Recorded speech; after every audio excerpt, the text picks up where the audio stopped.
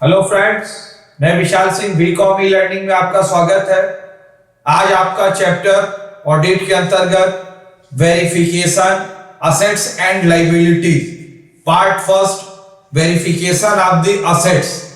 Assets के संबंध में जैसे आपको वेरिफिकेशन में मैंने पिछले वीडियो में बताया है, किसी भी कंपनी को उस कंपनी की टोटल असेट्स की करेक्टनेस, ट्रू एंड सत्यता की जांच करना, एग्जिस्टेंस वो असेट्स विद्यमान हो, ओनरशिप, टाइटल देखना, पोजीशन देखना, डिस्क्लोजर ऑफ द मॉर्टिगेज, उस पर क्या लोन की स्थिति है, and valuation of the end disclosure, मूल्यांकन का पूरा स्पष्टीकरण देखना है।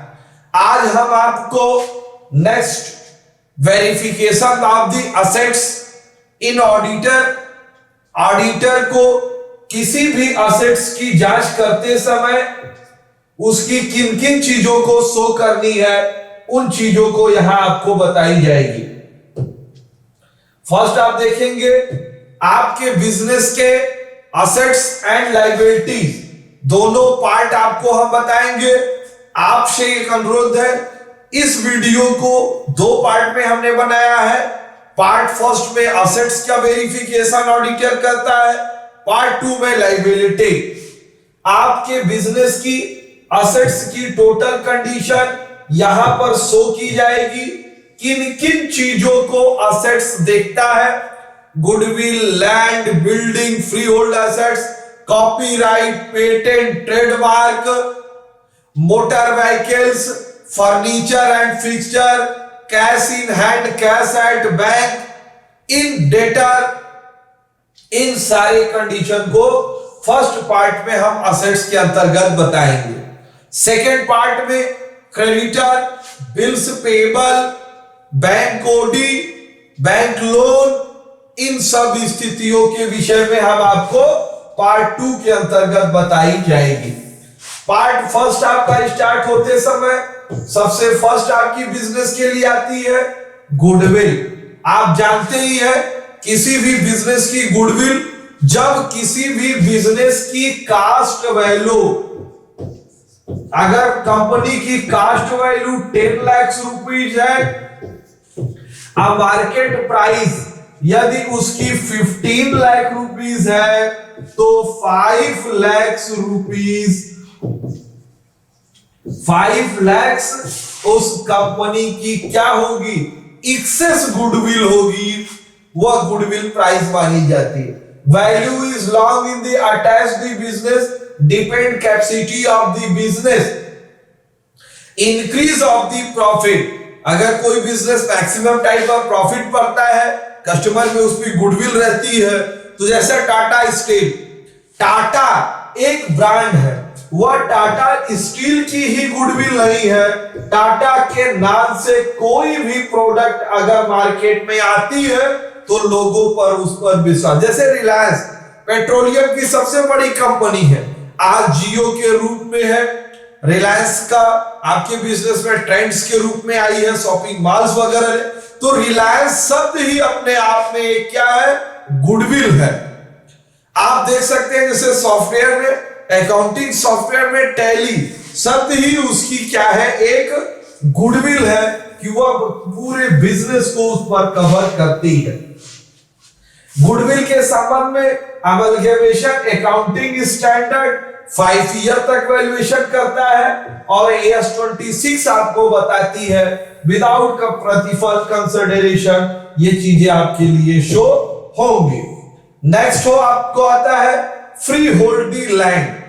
आपके लिए सबसे पहले कोई भी ऑडिटर वेरिफिकेशन करता है तो वो लैंड किसकी होनी चाहिए? आपके बिजनेस की होनी चाहिए। ये आप देखिए, ये आपकी है, आपको दिखाया गया कि ये बिल्डिंग, वो असेट, अगर आप कोई बिजनेस कर रहे हैं और वो लैंड आपके नाम से है और आप उसमें बिजनेस कर रहे हैं, तो वो लैंड्स कंपनी की लैंड नहीं मानी जाएगी, वो आपकी होनी चाहिए। He should compare the ledger account with the balance sheet ensure freehold land separately disconnect so of the balance sheet, वो अलग से बैलेंस शीट में टोटल शो होनी चाहिए उनको लेजर में, ऑडिटर उसे चेक करेगा कि क्या स्थिति है।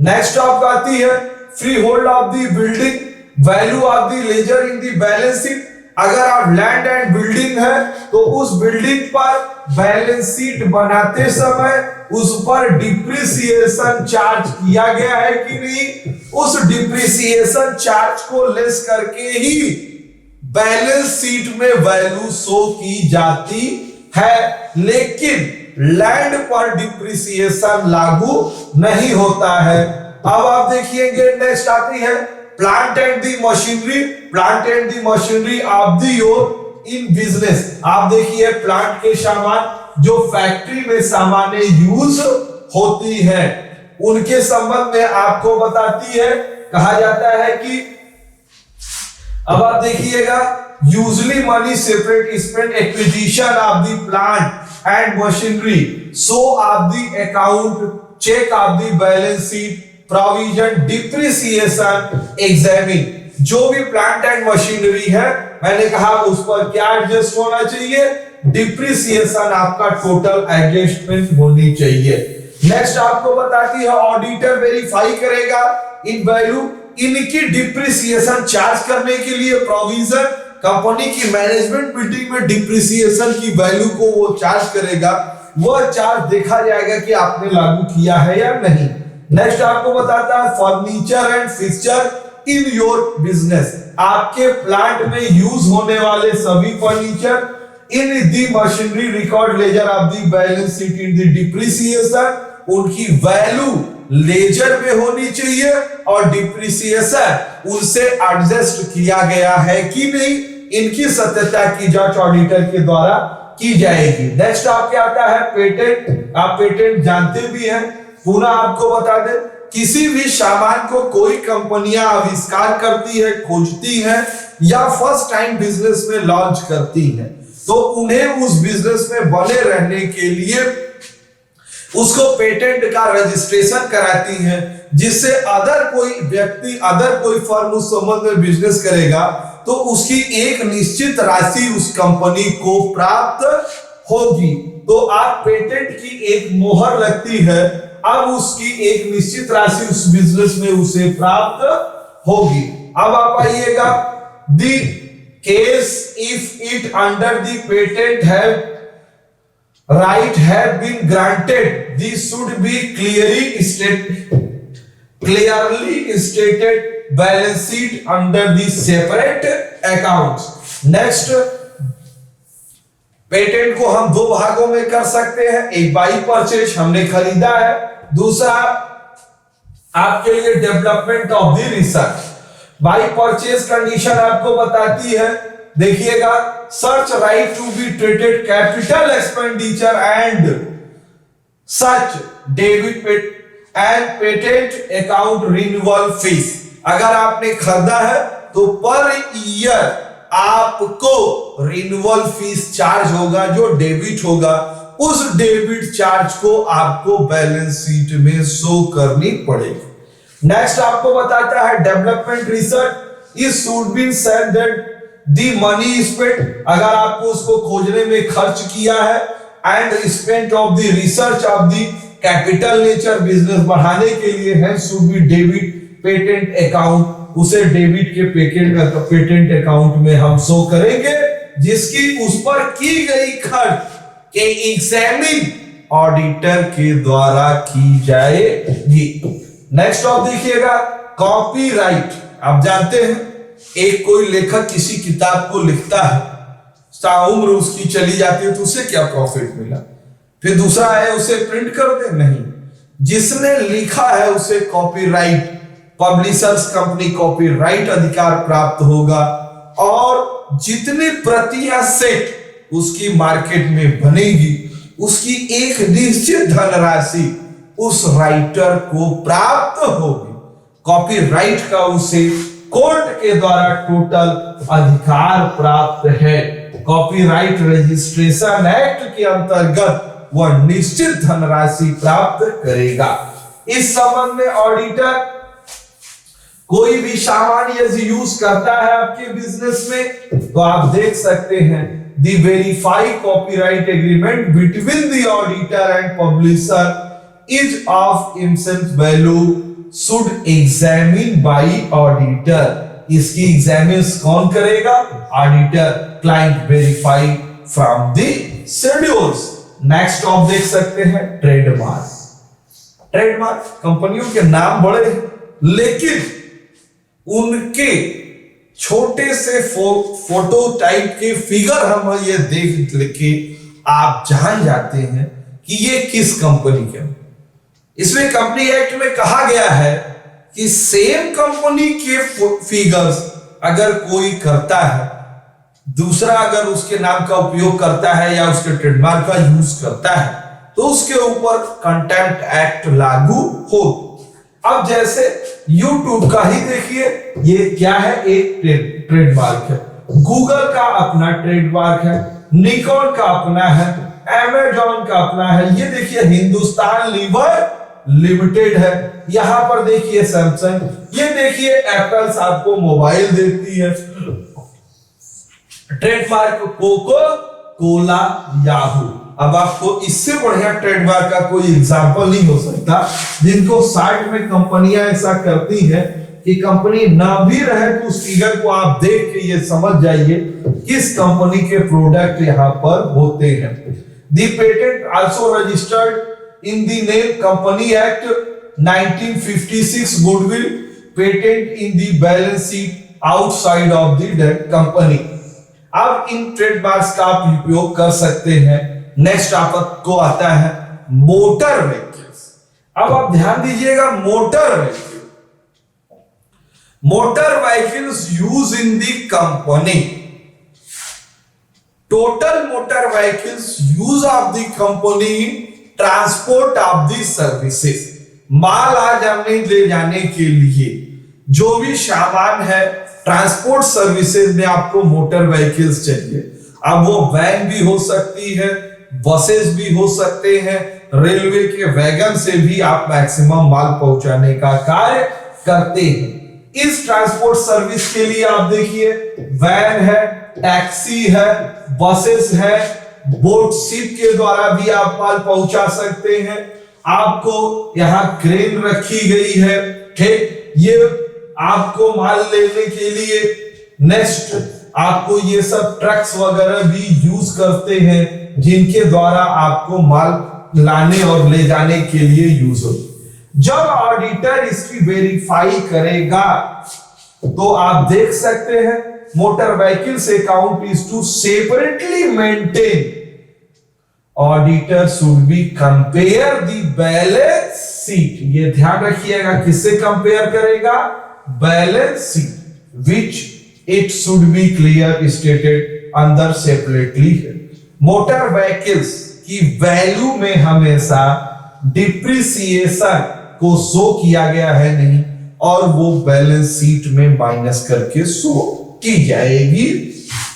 ये ऑडिटर इन शब्दों का ध्यान देता है। नेक्स्ट आप देखिएगा इन्वेस्टमेंट। ऑडिटर को है इन्वेस्टमेंट, आप जानते ही हैं इन्वेस्टमेंट एक पौधे के समान होती है।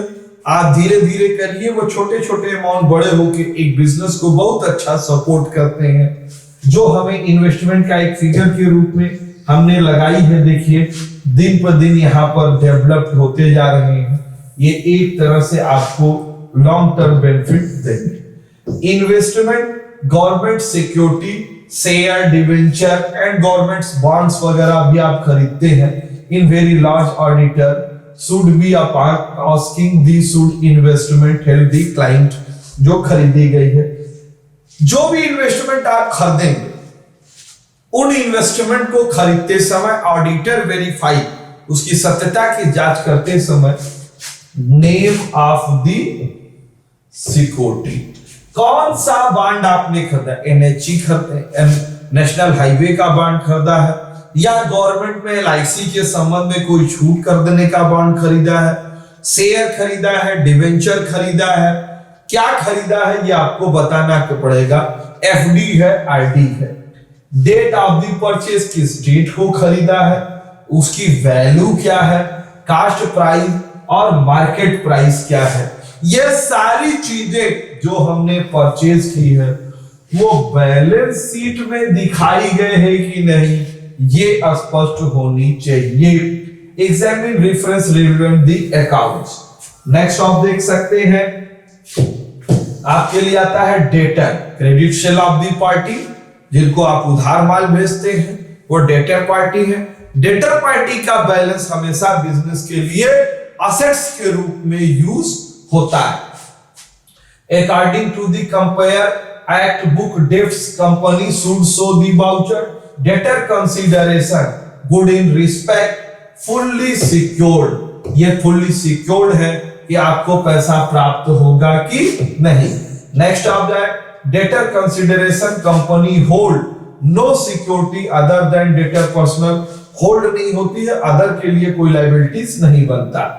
नेक्स्ट आपके लिए है शुड कंपेयर दी लेजर, जो भी डेटर के लेजर है ऑडिटर उनकी तुलनात्मक करेगा कि बहुत तेजी से उधार की स्थितियां तो नहीं बढ़ रही हैं, और अगर बढ़ रही है तो उसके संबंध में वो सूचना देगा।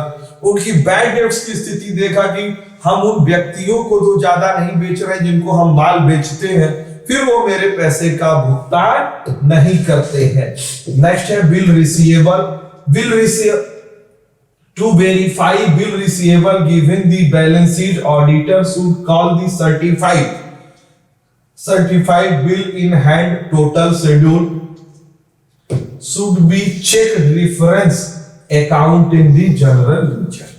ऑडिटर की लायबिलिटी है बिल रिसीवेबल का अकाउंट लेजर में चढ़ा है कि नहीं, अगर वो पैसा हमको दिया तो उसको माइनस किया गया है कि नहीं, उसके संबंध में एक्सेप्टर को प्रॉपरली एक स्टैंप लगा हुआ मोहर देंगे जिससे ये लगे कि हमारा पैसा लेस हो रहा है। नेक्स्ट आपके लिए आता है ऑडिटर के लिए cash in hand. Cash in hand आपके बिजनेस का कैश बुक में जो बैलेंस बचता है उसे हम क्या कहते हैं, कैश इन हैंड के रूप में शो करते हैं। Auditor proceeds following the way verify cash in hand close financial year actually count cash in hand with compare with the balance show off the cash book.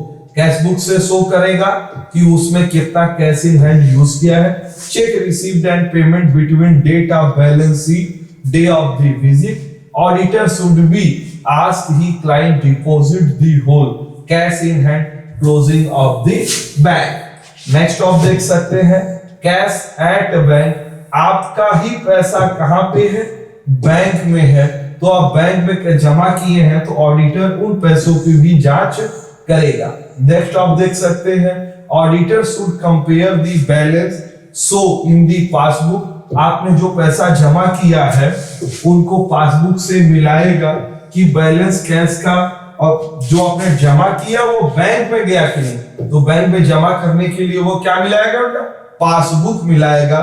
और ये भी auditor ध्यान देता है कि जो भी हम पैसा कैश प्राप्त करते हैं वो सेम डेट या नेक्स्ट डेट बैंक में डिपॉजिट करता है, दोनों को मिलाकर। आज आपने वेरीफाइड ऑफ द असेट्स के एसेट्स एंड लायबिलिटी के पार्ट 1 असेट्स को देखा।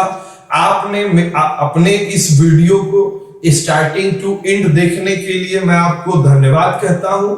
आप इस ऑडिट को ज्यादा से ज्यादा इसको स्वयं नोट्स बनाएं, नेक्स्ट एग्जाम के लिए प्रिपरेशन करें, इसे लाइक सब्सक्राइब एंड शेयर करिए कि आपकी जो भी रीडिंग है उसमें ये बहुत ज्यादा हेल्पफुल आपको प्रदान करेगी। Thank you.